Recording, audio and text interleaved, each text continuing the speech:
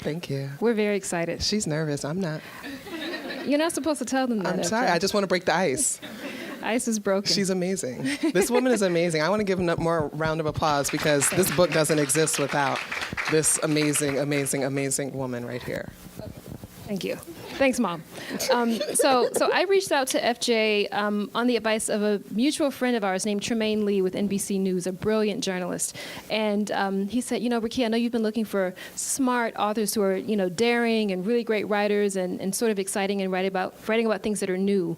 And Feminista Jones, I think, is someone you might want to reach out to. And I thought, I know who Feminista Jones is, but isn't she already under contract with someone? Like, how is she not under contract with someone? And so just this afternoon, I went back through my old emails to find my first correspondence with FJ. May 26, 2017. You can almost hear my hand shaking in my note to her. And she responded right away, and we set up a time to meet. And then she sent me an email right before our lunch, and she said, bring a notebook. And for the duration of that lunch, I barely got a bite in. It was her tearing into her burger and me furiously taking notes and writing down everything that she said. And based on those notes, we, for the next 6 months, developed a book proposal together. She knew that she wanted to write a book that focused on Black women and Black feminism and Black women as movement builders and how tech is the tool that we're using today. And I just can't believe that was 2.5 years ago. I know. And we're holding this book in our hands. Like, this is very, very, very gratifying. Yes. Isn't it beautiful? Like, it's colorful. You see the purple in there? Yeah. And this was not the cover that we had initially. Ooh, we're not going to talk about that. We worked to get to this. We're not going to talk about that. But this is a brilliant cover, and the cover designer is Louis Rowe, who's just a really brilliant young designer based in Boston, where Beacon Press is based. So we've got lots to discuss. I know that you all are going to have tons of questions, but first we want to hear a little bit more about this book. How many of you already have the book, like before 5 minutes ago? Just a few people. So this is going to be good then. So FJ's going to read. I call her FJ. People call her all kinds of things, but I call her FJ. They sure the hell do. You bed wench. You're going to talk about that. And so FJ's going to read a little bit, and then I'm going to ask a few questions, and then we really hope to, I feel like some of you are so far away, but we're going to try to make this smaller and more intimate, and we encourage you to ask questions about anything. Let's try to keep it to the book, but she's got so many followers that maybe some of you have questions that extend a bit beyond the book, and we may have a little bit of time for that. Yeah. Un poquito. Yeah. Because we have to sign them, right? So we have to talk. And you guys know you want pictures. You do. Yeah, you always want pictures. I love taking pictures, so please put my picture everywhere. I'm in Aries. Okay, so let's read from the book. So I was going to read this much, and she told me no. So I got to cut it down, and I'm going to cut it down. But here's what I'm trying to do with this book. So for those of you that have not read it, I want to give you kind of a sampling. Like, this is what you're going to read. This is how I write. This is my style. This is my voice, and hope that you get excited for it. All right. So it's a book about Black feminism. So we're going to start with how I define Black feminism. And the chapter is Black Feminism 101. Black feminism is the key to Black liberation. I believe this without quiver or qualm, as I have yet to encounter any other theoretical template that offers a better pathway to the promise of Black people's liberation from centuries of systemic race-based oppression. Everything represented within and by the Black feminist movement affirms the entirety and complexity of life at the intersections of not only race and gender, but also sexual identity, ethnicity, class, religion, size, disability, access, immigration status, and nationality. It maintains that sexism, racism, and classism function together and are not individual oppressions to be fought separately. It understands that all Black people must be accepted and affirmed as human beings worthy of freedom, liberty, dignity, and civil rights if any of us are to be.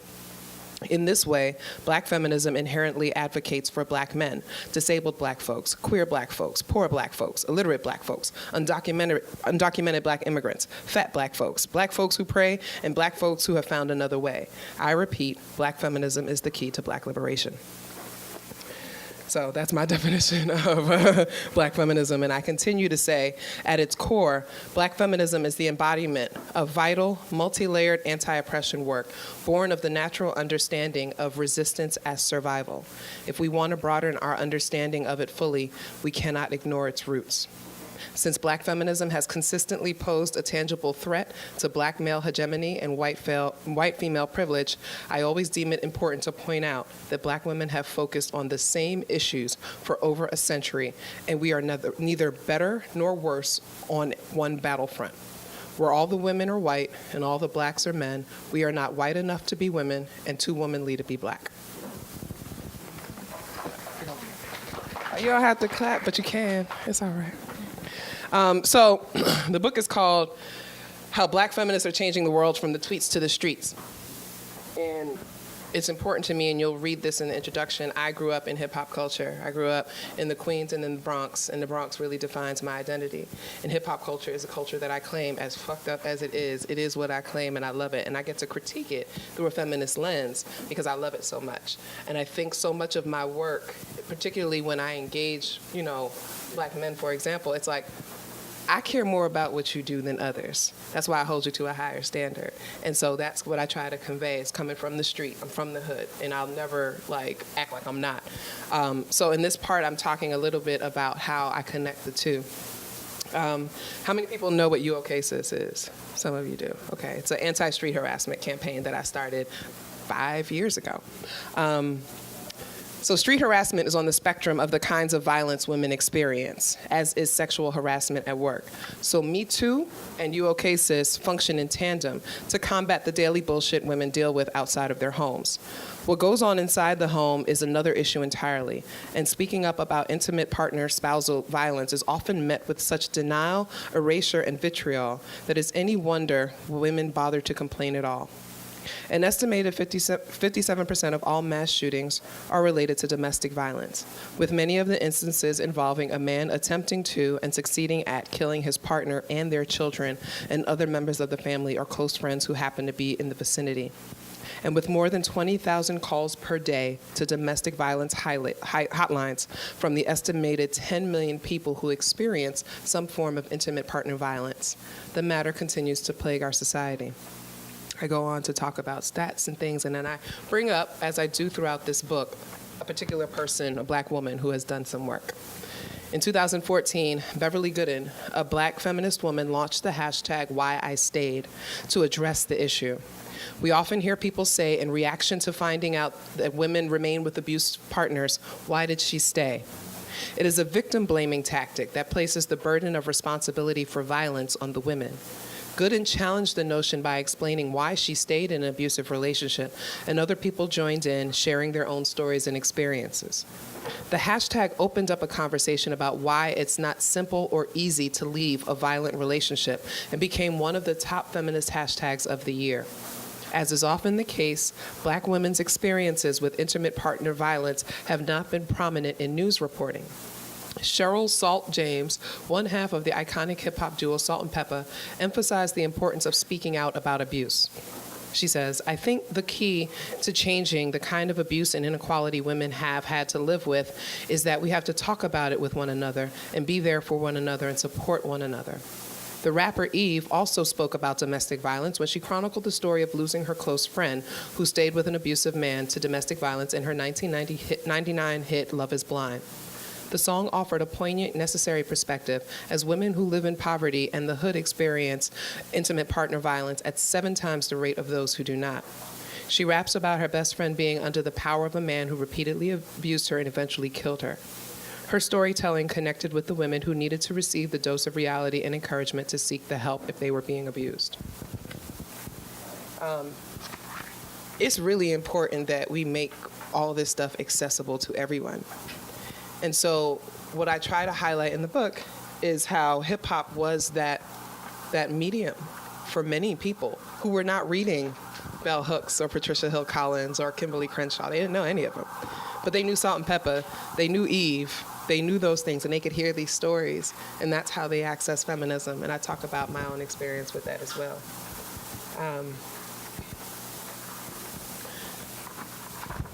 There's a theory that I present in the book that I think is, it's kind of new, but I explore, and it's the idea of Twitter being call and response. How many of you use Twitter? Oh, that's awesome. A lot of times people don't. They're like, I'm on Facebook, I'm on Instagram, I don't use Twitter. But Twitter, I believe, is a form of call and response, and I believe that Black women excel at it because that's our natural communication style. Okay? So, here we go. I'm talking about when I first got on Twitter. It was very much a call and response dynamic, and I began to think that maybe this is why Black women so successfully connected with each other in these spaces. I argue that call and response, as rooted in traditional African cultural communication, is inherent to Black women's speech patterns across the diaspora.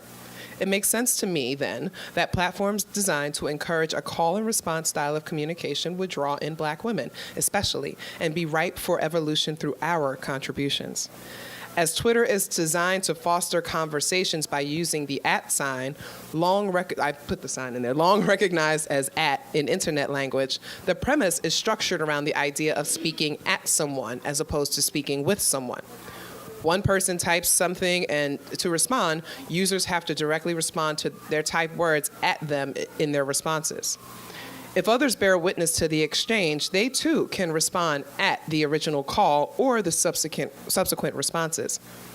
Call and response generally involves a person or group of people communicating in one way, and a person or group of people responding directly to or at that initial communication in a way that often acknowledges the call.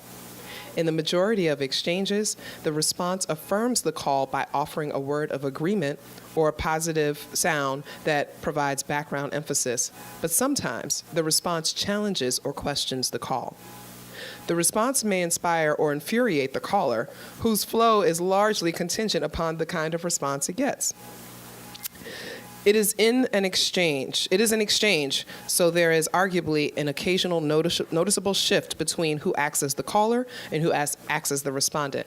Ultimately, this is a collaborative experience in which exchanges are necessary and participants are connected through an innate understanding of this ebb and flow.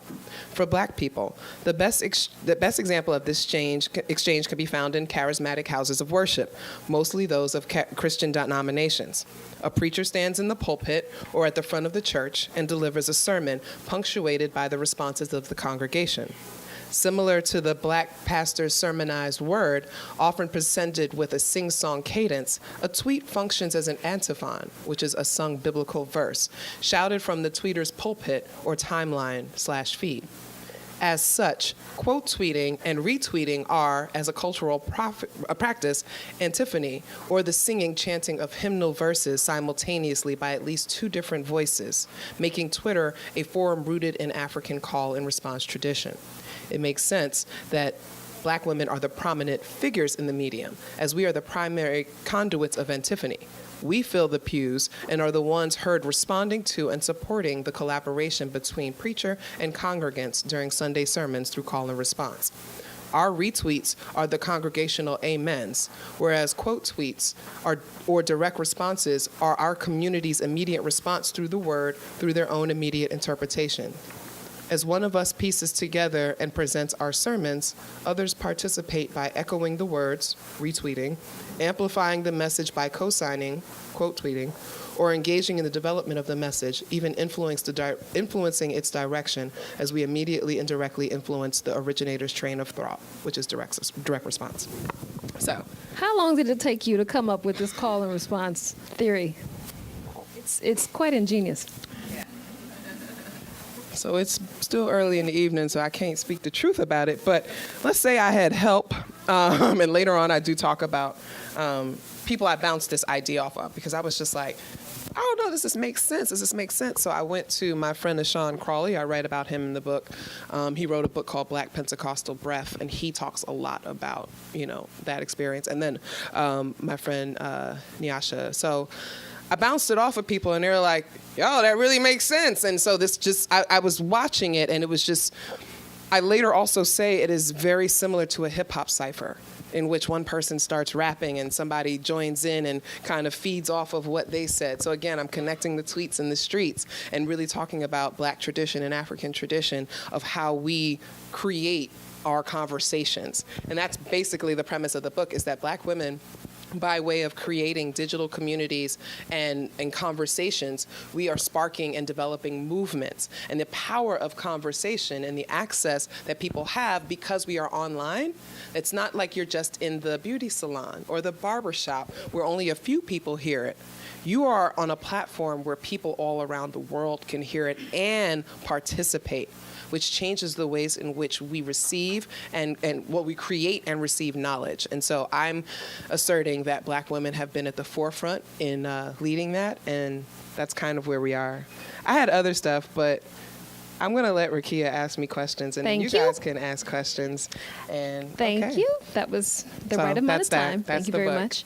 So I remember when we were Reclaiming Our Space was the title of this book immediately. We never wavered. But I think the first subtitle was like Black Feminism in the 21st Century, something super broad. Yeah. And then we got narrower and narrower, and I remember you sending me a list of like ideas. I would just say, FJ, this isn't working. We need something I would give you a few adjectives as a direction, and then you would come back with a response. Call and response. And I remember seeing tweets to the streets and going, that is it, because I laughed out loud when I saw it. And it got the same response in house. And I went, why is that important, and where did that come from?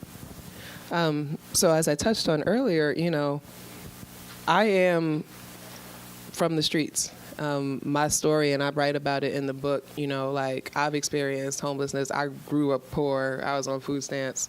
I've been evicted, like I know that life, and I never forgot it. And it basically is what made me become a social worker. I was committed to trying to make sure that no other kid would have to experience homelessness. And so my whole career was really in housing, homelessness, poverty, and hunger because of my experience growing in the streets. The streets are also represented through hip hop culture. And again, as I mentioned that, like it's so important in my own development, as well as in the divesting I had to do from the internalized misogyny of, hip hop culture. But this idea of the tweets, right? So we have our movements and we have our hashtags and we have our conversations in the tweets, but not everybody uses Twitter. And so how do we translate this conversation and get this message out into the streets? There were a lot of us that were doing movement building that were also protesting, especially in 2014 when we were talking about the surge of like anti-police brutality work. I was a major organizer in that. A lot of my sisters were as well. And we were in the streets. And so we would organize using tweets, but then we were taking it to the streets. And so I do talk more about those things specifically in the book, and you'll learn a lot more. And there'll be some things that you learn about that you've never heard of. And I talk about why erasure happens for some people and why some people like me have been erased from some narratives. But that's, for me, it's kind of showing how it's not just about Twitter activism or hashtag activism, which I really hate when people talk about that. We're talking people like myself. I've been an activist for 20 years. Twitter hasn't been around that long. And it's like I was able to take the activist work that I was doing and bring it to Twitter and social media like so many of my peers to amplify and get a larger platform and reach more people. But we still were in the streets. So it's got a few meanings. Talk about the Combahee Collective. Because we met beforehand and talked about what we were going to talk about, and nothing that I'm saying to her right now is what we talked about. Fine. But I'm riveted now. No, it's cool because this is like, right, it's call and response. So right, here. So, right. I'm listening to you, and now I want to know. Because the tweets to the streets component is incredibly important. Tell it. And one of the things that you and I discussed really early on, and one of the things that you taught me, is that for women who don't have access to the academic coursework or the books or just the conversations that would teach you about Black feminism, Twitter has become that. Like you can follow 10 people and get like a basic understanding of what Black feminism is, how it works, and then implement that in your own life. But that's also in the tradition of something that predates Twitter or social media or even the internet. Absolutely. And the Combahee, the group of women around that you speak to, there's a historical element. Yeah, the foundation of this book was me thinking about the Combahee River Collective and what they were trying to do in the 70s. For those who don't know, I do talk about it in the book, but briefly, it was a group of queer Black women that got together in Boston and drafted a manifesto for Black feminism and is saying, this is how Black women deserve to live and be treated. Follow this or die, basically. That's what I took from it. And it's like, if you don't believe this, if you don't own this, if you don't affirm this, then you're really not living for black women. You're really not about that life. And they did this, 40-something years ago. And this is before I was born. But when I learned about it, I was like, this is it. These are my ancestors. But they're still alive. Let me holler at them on Twitter real quick. So some of them are still on Twitter, right? And so you're talking about this intergenerational kind of work. These are women who really you gotta go, before you even read my book, go look up the Combahee River Collective. Everybody know what the Combahee River is? The Combahee River is, it was a point where there was a battle in the Civil War between the North and the South. And there was a raid on the Combahee River. And that raid was organized by none other than Harriet Tubman, who was the only woman to lead a raid for the Union. Some people don't know about her. Harriet Tubman died a veteran. There's a drunk history episode about this. Yes, it is, because I have been drinking. So Harriet Tubman died a veteran, never receiving any benefits or accolades, but that's what she did. And so this idea of, meeting at the Combahee River, or kind of summoning that name, is paying homage to Harriet Tubman and her contributions to ending, the Civil War. And so they came together and they wrote this manifesto, and I just was like, so whenever me and Trudy and Jamila and Mickey and Jamie and Imani get together, and we're doing these panels and these conversations, and we writing these articles, and we doing all these things, we're doing the same thing. We are a bit of a collective, but we come from that tradition, and we come from everything that they did. They laid the groundwork for us. We're amplifying it, and we're translating it and making it more accessible for people who have never heard of the Combahee River Statement, right? The collective statement. And that's exactly what we do. We, who have had access to the academy and have had the privilege of that, feel obligated to make sure that those who have not still get the same knowledge. That's why the book is easy to read.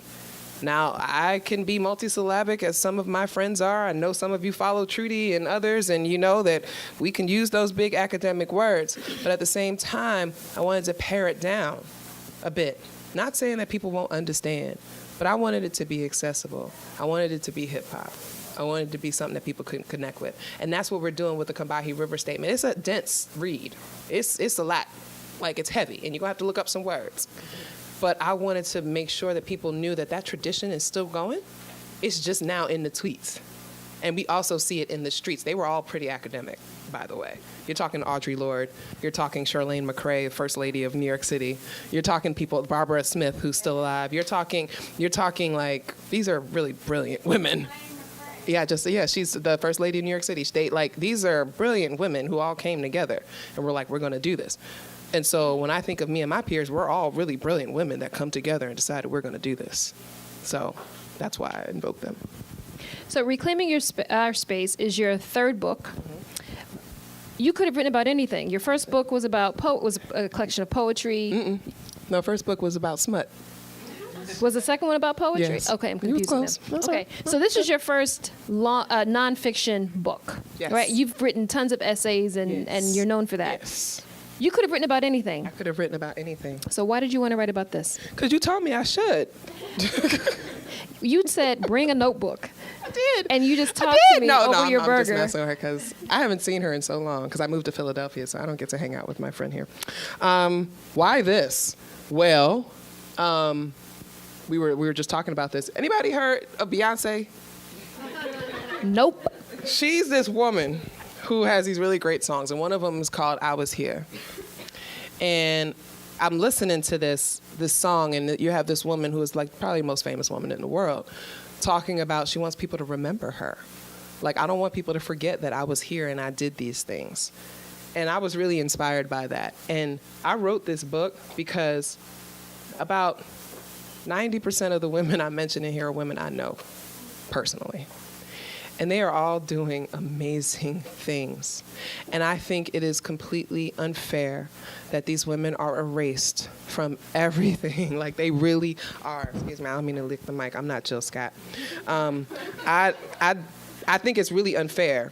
And so I wanted to write a book that was like, we were here. So 100 years from now, somebody's going to be able to look this up, and they want to know, well, what was feminism like, in the early part of the 21st century? What were they doing with all this technology? I want them to be able to find this and read Jamila's story and Imani's story and Zerlina's story and my story and Trudy's story, and know the work that we did and the contributions that we made. And so now this has all been fact-checked 18 million times. I've even argued with some of the fact-checkers. I was like, you're wrong, I'm right, look it up. And it's because this was important. I needed to get this out here. So we are documented. My friends are history. Kashawn Thompson I wrote a whole section about her. Anybody know who Kashawn Thompson is? Black Girl Magic. She created Black Girl Magic. She's been a good friend of mine for years. This woman does not get acknowledgement. You have all heard of Black Girl Magic, yes? But you didn't know who created it. There's a whole chapter about her in this book. It was important for me to do that for her. She's in history now.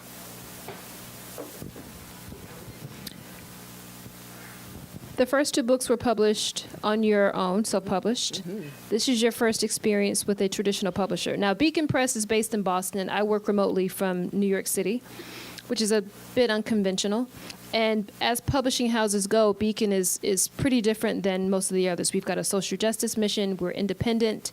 We've been around a really, really long time and sort of straddle the line between trade and academic publishing. But we're still a traditional publisher. And I'm curious to know, what was the experience like, good, bad, and different, between doing it as a one-woman band versus having a team of people who were saying, we don't like that, change that, or you having to convince me of something? Yeah. There's pros and cons on both sides, but I'm going to say, honestly, this was a great experience. One, it was validating for me because, as Rakia mentioned, she came to me. I'd never written a book proposal in my life. I didn't know what that was. I didn't know I had to do one. And when I wrote it, I was like, and I got to write a book after this? The proposal's like this big. I was like, and I have to write a book after this? I'd never experienced that. But what it did was it helped me really start to hone in, what am I going to write about? I've never written an outline for anything in my life. That's not how I write. But the proposal is usually harder than the book. Right. The proposal is figuring out what is this going to be. Right. And 6 months of work. Yes. And then you wrote the book in 6 months, maybe I wrote less? it less than that. So I wrote this book. 80% of this was written in a month. Okay? And if you come to any of my other book talks, I'll tell you why, because we don't have time tonight. But about 80% of it was written in a month. But she's right. The hardest part was kind of getting it out there. This is what you want to do. In terms of self-publishing, the book that you find, if you go look up Push the Button by Feminista Jones, that's the 4th edition. That's how many times I had to go back and edit it. I was reading this oh hell, and I would edit it again and reissue it because I was just no, cringing, whatever. And luckily I've had supporters. That story started as a blog series, and people were following along with the blog series. And I was realizing that every time I would release a chapter, I'd have 2,000, 3,000 people downloading or reading it the first day. And so I was like, yo, maybe I can do something with this. So first I was like, well, I'm just going to do an ebook and whatever, and maybe I'll sell, 200 copies for $5 or whatever. No, this book, I still get royalties from this book. This book was published in October 2014. It is sold in over 10 countries. It is in a few languages. It has sold thousands of copies around the world, independently published, okay? Why? Because it's smut, and people love smut. It was fabulous, though. Thank you, June. Thank you, June. Shout out. See, I didn't plug her there, but she's well, shout out to June Moses first of all. Because if we're talking about black women, this is one of the greatest freedom fighters we have ever seen in our history, in the time that we've been alive. You are in the presence of greatness. This woman is fantastic, and I love her to death. And she has been an inspiration for me on so many levels. And I'm so glad that she's here. She's really amazing. Nah, she's funny. That's funny. You guys were not on Twitter during that. Oh my God, that was one of the classic Twitter moments. But anyway, self-publishing, you get more money off your books, right? But you got to do more work, right? So you you have to be the one out there selling. You don't have a publicist. You don't have a marketing team. You don't have a sales department. You don't have the people that call the bookstores and say, hey, get this number of copies. Let's do a book tour. You have to do all of that yourself. Now, I was lucky that, I had enough of a reputation that people were like, oh, can you come speak here? Can you do this, blah, blah, blah. But nothing like what it is right now. Like right now, I have 16 stops already, and we're still getting more, for this book tour. And it's like, holy crap, like people actually want to come see me where I didn't feel that before. But people are still buying that book. The Secret of Sugar Water was different for me because poetry is my least favorite genre. I wrote it to prove that I could, and I did. I'm an Aries. I'm one of those people, it's like, you give me a challenge, I'm gonna do it. I've written pretty much every single genre of writing, and it's all out there. I have over 400 pieces of writing published online. So for me, it was just like, I'm gonna write a poetry book. It's gonna be dope, and I'm gonna take it around, and I did that too. That was fun, and you get to keep, it's just, but the difference here is like, you got somebody designing the cover for you, and they're like, hi, FJ, can we have a call next week to kind of discuss where we're going with this in the next couple of days? But then you're also like tweeting, and you're like, holy shit, they could be watching, they're gonna be mad. I bet they're cringing right now. Yes. But I have to remind them, this is why. We have never once complained. Yeah, this is why y'all got me. You sit there and you eat your food. Just eat your food. Never once complained. She is grown. I'm gonna do We have never once complained. I can't imagine what you could do that would make us complain. I don't, because it's like, this is who I am. But we see it. This is who I am. And if I change now, then this doesn't matter. I'm going to be authentically me through everything. So, I think that's, I do think about Beacon though, because they've got a reputation. I don't want to hurt their reputation. So I try not to talk about Kamala too much. Moving on. So, so one of the things that you and I have talked a little bit about is what's coming next. Yeah. And you said earlier, and I wrote this down, you said hip hop as a medium. Yes. I think that's a really good segue to what you're thinking about doing next. Yes. Can I read this little section real quick? The end part that I said I wanted to end with? And then we'll go into Q&A. Questions. Right. It's like 2 lines. So this is how I end I do talk about this in the book. Like, what's next? What's next? One day, my son, Garvey, and I were walking the streets of Harlem. He was telling me a story about something that happened in school, and then he saw a man trying to holler at a woman.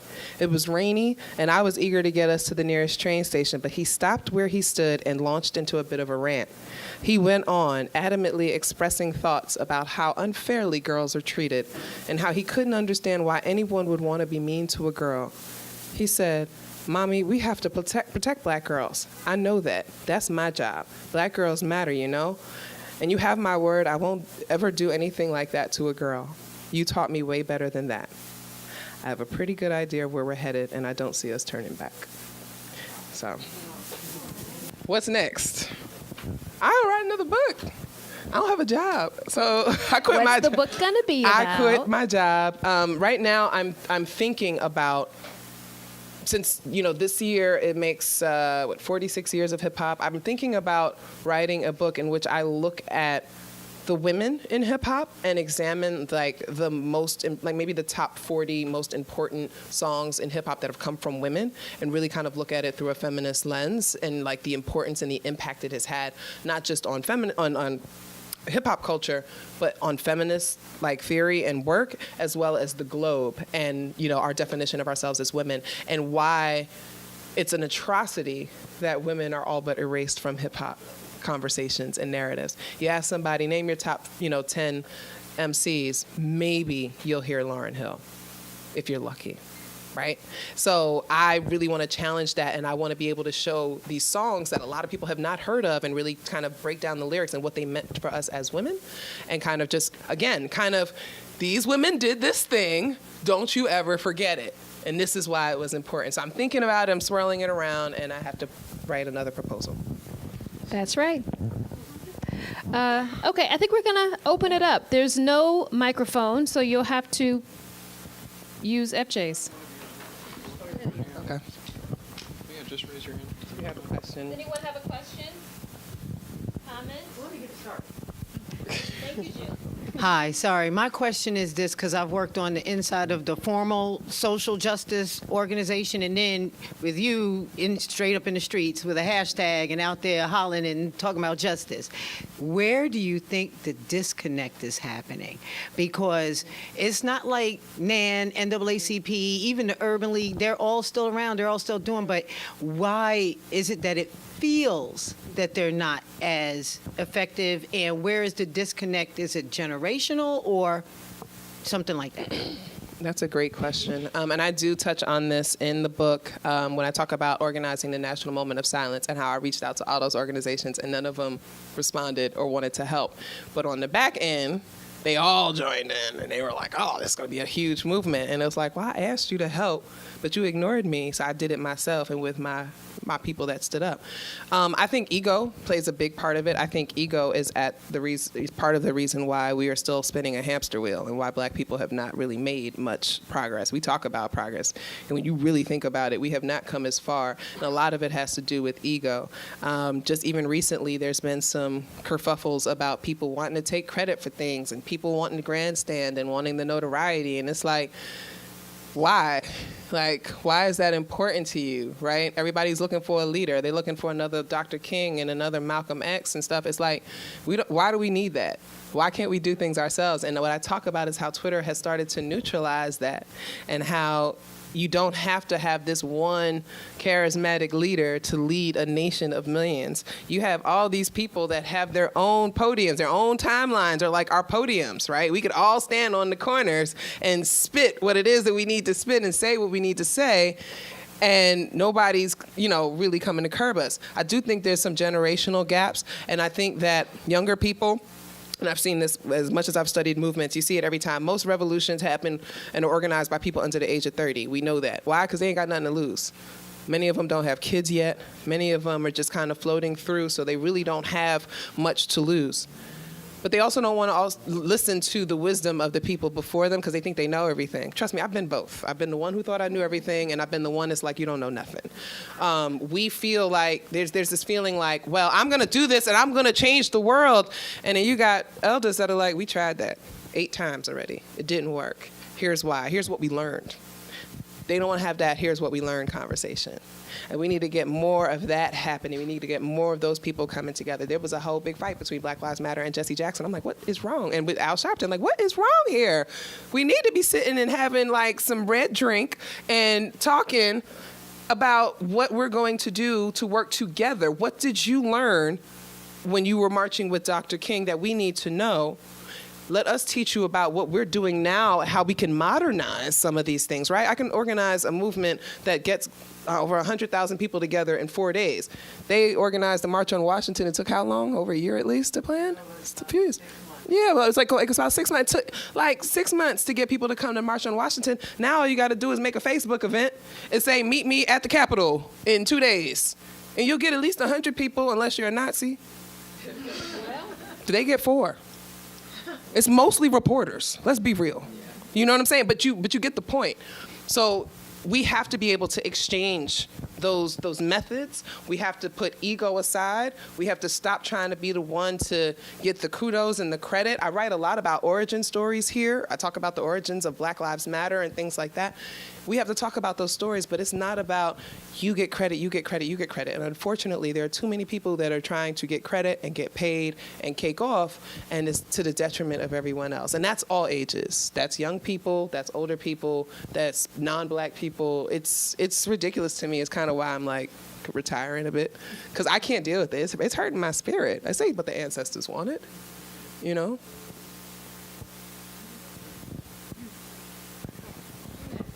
I know this is a really big question. If it's too broad, I understand. But you spoke about feminism as being a key to liberation, to Black liberation. I wondered if you could just speak a little bit about how you see feminism as so key to liberation. That's the first paragraph that I read, and I'm going to invite you to read the Black Feminism 101 chapter, but I want to be specific when I said it's Black feminism. That's the key to liberation, not feminism. And I think that that's an important distinction, which I talk about throughout the book. As I said, Black feminism is the only liberation theory that we have, or even if we wanted to make it a theology, we could, that includes everybody. You look at the church's black liberation theology, it's always going to reject gay people just because they're going to talk about Jesus. And he ain't want that. Jesus ain't said nothing about gay people, but they always going to cite the Bible in some way and say, well, trans people are, abominations or whatever. We think about, like, the Black Power movement was male-led, right? And they were using black women as concubines, right? So, and they were beating each other up and killing each other. So that's not going to get us anywhere, right? Men are responsible for the overwhelming majority of violence in the world and throughout history. How's that going to lead us anywhere? You think about all the ways in which we have attempted to make progress, and we continue to exalt these, cis-normative, heteronormative male figures as the leaders, and where has it got us? It's gotten them shot or jailed, but where has it got us? So maybe we should think about things a little bit different. Maybe we should listen to the women from the Combahee River Collective. Maybe we should listen to everything that Angela Davis has said, from prisons to motherhood to whatever. Maybe we should even listen to Bell Hook and her anecdotal approach to this, what I think is very accessible. And she speaks a lot to men. Sometimes I think she caters a little too much to them, but that's just me.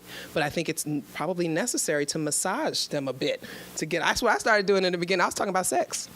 I came on the scene talking about sex. It's like, y'all come for the sex, but you're going to get the feminism. Because y'all like to, so we're going to talk about you, and we're going to talk about feminism. And that's how I got in a lot of guys. Then I was like, I don't want to do this anymore. Because if you don't accept feminism for what it is without it being sexy, then fuck you. So, Yeah, take this one. They cut out a lot of my F-bombs too. It's nice. It's cool. It's cool. No, it makes sense. We want them to teach it in schools. How you doing? Hi. So you talked about how call and response kind of stems from the Black Protestant church. How do you see the Christian church relative to Black women's liberation? Do you think it helps, or do you think it kind of restrains? Well, I said that it's an African tradition, and I said one of the examples we have is the Black church, which is an African kind of thing. I left the church a long time ago because I couldn't deal with it. I'm a woman and I'm queer. The church didn't feel like it was a place for me. Now, that's no disrespect to those that go, because I honor that, and I understand that without faith, we wouldn't be where we are, whatever your faith is. And a lot of us have chosen Christianity or Islam or whatever as our faith.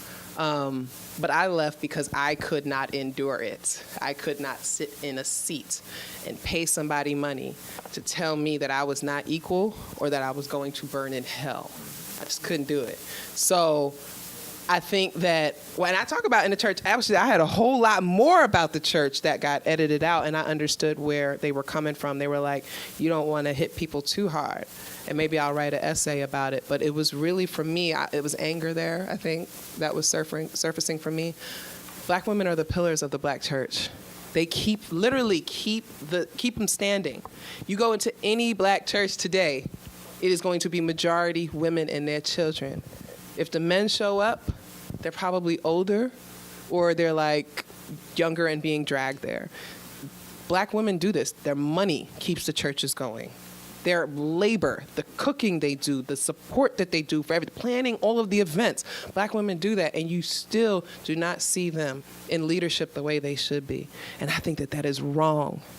And so I rely on my sisters who do Black feminist theology and talk about the church, and I write about a sister in here. You could look her up. There is room for that, and there are people that are trying to challenge it, but I just can't do it. That's not my lane. It wasn't worth it for me. So, yeah. We got time for one or two more questions.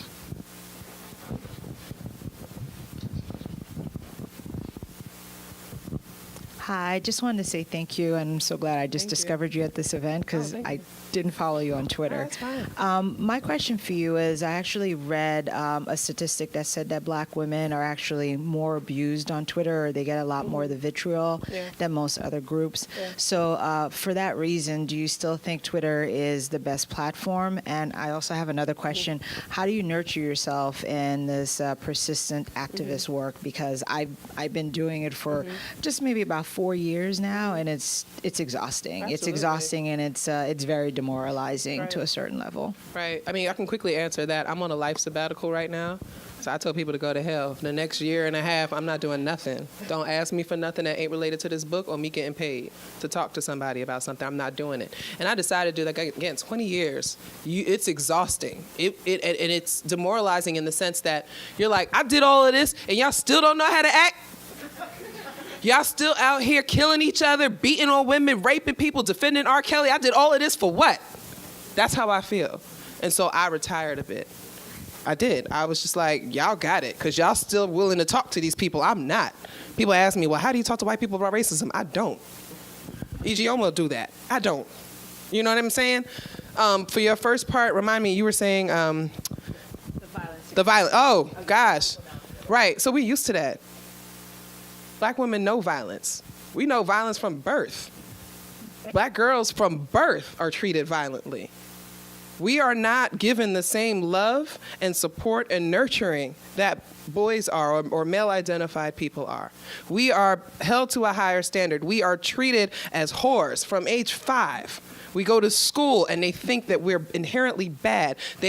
Black girls are suspended and expelled from school more than any other demographic in this country. Starting in kindergarten, they teach us that.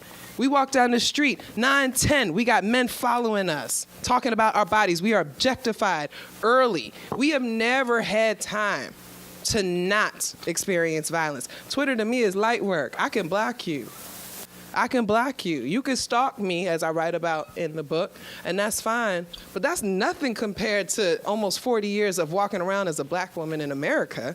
So I'm used to it, right? But what I'm also used to is black women holding each other up and holding space for each other, which is why this book was so important for me to write. I need people to know that we are here for each other and that you're not alone in doing this, and that there's people that you can go to for inspiration and support and love that will hold you up. I often say, we all we got, and I know that pisses off white women and it pisses off black men, but show me something different. The day black men and white women can show me that black women got more than each other, only each other, I'll believe it.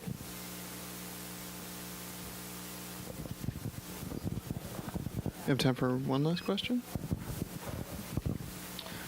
Hi. I'd like to know who are some of your contemporaries that you're reading or referencing when you were writing this that kind of helped you get through this process. Oh, sure. So what I really love about this, my best writing is academic writing. So I've got notes upon notes upon notes and citations. This many pages in the back. It's all notes and citations.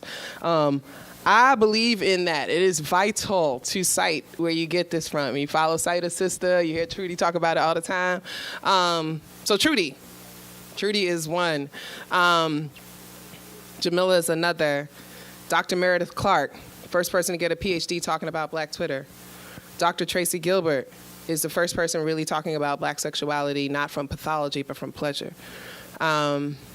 Dr. Nyasha Tyndall, who's doing the feminism and religion, ain't really black feminism and religion. Not many people doing that. Oh gosh, Mia Moody Rodriguez. I'm doing a panel with her. Eljoy Williams, amazing political mind, and she's dope. She's going to be hosting me here in a month. I'm naming all women. Notice, because I could rattle off men, but what do they matter right now? Like I'm amplifying women. There are sisters around the world that Fania Noel, she's in France and she's amazing. Who remembers that scandal they had? These women were trying to put together a festival that was all for Black women, and the mayor of France was like, "No, you can't do it because this is discriminatory." My friend Fania was leading that. There's just, oh my gosh, so many brilliant minds. Mickey Kendall, Jamie Nesbitt Golden, Imani Gandhi, Zerlina Maxwell, Melissa Harris Perry. I consider her my contemporary. If you ever had a drink with that woman, you know she's a contemporary. You think I cuss. I love it, she's great. And all of these people are problematic. I write about that too, right? Ain't none of us perfect. Most of us are full of shit. It's okay, but we're cool. All right, I think that's it because it's like we got 10 minutes for me to sign books. Yeah, or whatever. Thank you both so much for being here with us. Please. Thank you.